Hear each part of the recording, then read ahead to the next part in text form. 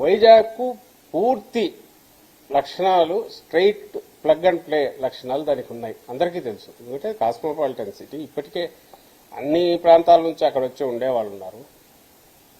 And దాంతోపాటు వనరులు అన్నీ కావాల్సినవన్నీ రెడీగా ఉన్నాయి.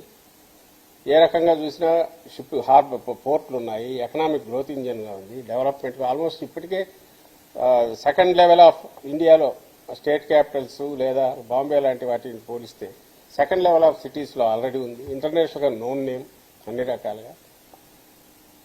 ఖచ్చితంగా దానికి ఇమ్మీడియట్గా ఎక్కడికో వెళ్ళిపోతుంది, ఒక 10-15 ఇయర్స్ ముందుకు వెళ్ళినట్టు అవుతుంది. సహజంగానే ఎగ్జిక్యూటివ్ సీట్ ఆడు ఉంటే, సీట్ ఆఫ్ ది గవర్నమెంట్ అక్కడ ఉంటే పోతుంది కాబట్టి ఆ రోజు చెప్పారు. ఈ రోజుకు అది బెస్ట్ ఆప్షనే అవుతుంది.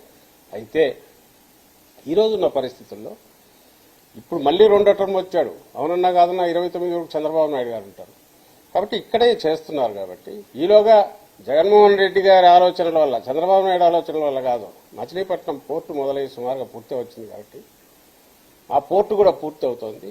కొంచెం ఖర్చు పెట్టాల్సి వచ్చినా కూడా ఇక్కడే దేర్ ఇస్ స్కోప్ ఉంది. ఇది జగన్మోహన్ రెడ్డి గారి ఆలోచన.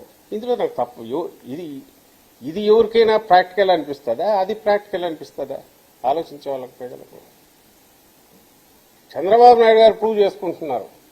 19-24 మధ్య జగన్మోహన్ రెడ్డి గారు ఉత్తరాంధ్ర ప్రజల ఆకాంక్షలను కానీ, ఇక్కడ ప్రజల ఆకాంక్షలను కానీ, రాయలసీమ ప్రజల ఆకాంక్షలను కానీ దృష్టిలో పెట్టుకొని 3 క్యాపిటల్స్ పెట్టి అందరినీ సాటిస్ఫై చేసే ప్రయత్నం ఆయన చేస్తే, ఆ రోజు చంద్రబాబు నాయుడు గారు he was against and he is against Vizag and Kurnool.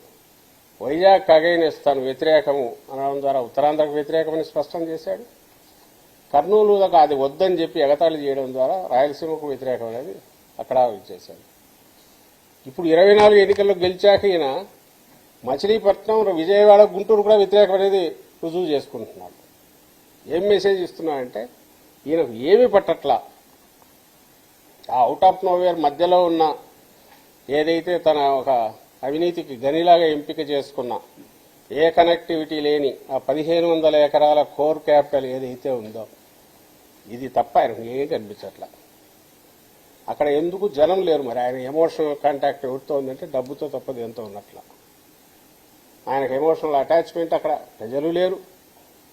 ప్రజలు లేరంటే నా ఉద్దేశం 29 గ్రామాలు లేరని కాదు, ఒక నగరానికి కావాల్సిన హంగులు లేవు. అక్కడ ఉన్నవాళ్ళు వ్యవసాయం మీద బ్రహ్మాండంగా, పచ్చని పొలాలు బ్రహ్మాండంగా ఉన్నారు. ఆంధ్రప్రదేశ్కు దాని ఏమంటాం ధాన్యాగారంలాగా ఉన్న బెల్ట్, గ్రీన్ బెల్ట్లో బ్రహ్మాండమైన దీంట్లో రైతులు ఉన్న వాళ్ళది అది లాగేసి వాళ్ళని ఈరోజు గాలిలో త్రిశంక స్వర్గంలో పడేసి గాలిలో పడేసి అక్కడ ఈ భావోద్వేగాలు క్రియేట్ చేసిన కృత్రిమ భావోద్వేగాలను స్టేట్ అంతా వ్యాపింపజేసి అసలు అమరావతిని అంటారా అని ఎవడైనా ఆశ్చర్యపోయేటట్టుగా రుద్ది తరాలు రుద్ది ఒక భ్రాంతి క్రియేట్ చేసి ఆయన ఈ గేమ్ ఆడుతున్నాడు. ఇందులో నేను ఇంతకుముందు అన్నట్టు అటు వైజాగ్ ఆయనకు పడదు, కర్నూలు పడదు, ఇప్పుడు విజయవాడ పడదు, గుంటూరు పడదు, మచిలీపట్నం పడదు. ఏవి ఆయనకు పడవలేదు, ఆయన ప్రూవ్ చేసుకున్నారు.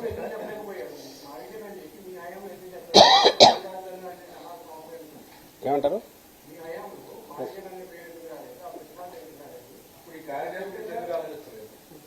ఏది మా హయాంలో కారిడార్ గురించి ఎందుకు అని చెప్తున్నా కదా. వైజాగ్ ఆప్షన్ అనేది మనం ఈ స్టేట్లో అది ఒకటి ఉంది అనుకుంటే, వైజాగ్ అనేది కూడా పార్ట్ ఆఫ్ ఏపీ అనుకుంటే, వైజాగ్కు మించిన సిటీ ఏదన్నా ఉందా? మనకున్న అన్ని రకాలుగా ఫస్ట్ నంబర్ 1లో వచ్చే సిటీ ఏదన్నా చెప్పుకోగలిగిందంటే వేరే ఏమన్నా ఉందా? పోనీ ఈరోజు చంద్రబాబు నాయుడు గారు ఏమన్నా వేరే ఉందని చెప్పగలుగుతున్నాడా? ఆయన తెస్తున్న పెద్ద పెద్ద సాఫ్ట్వేర్ కావచ్చు, ఇంకోటి కావచ్చు, ఎక్కడిస్తున్నాడు? 99 పైసలకు ల్యాండ్ ఎక్కడిస్తున్నాడు? ఎందుకు ఇక్కడి పట్ల వాళ్ళు ఎందుకు ఇక్కడ రావట్లా? మరి రివర్ ఒడ్డునుంది.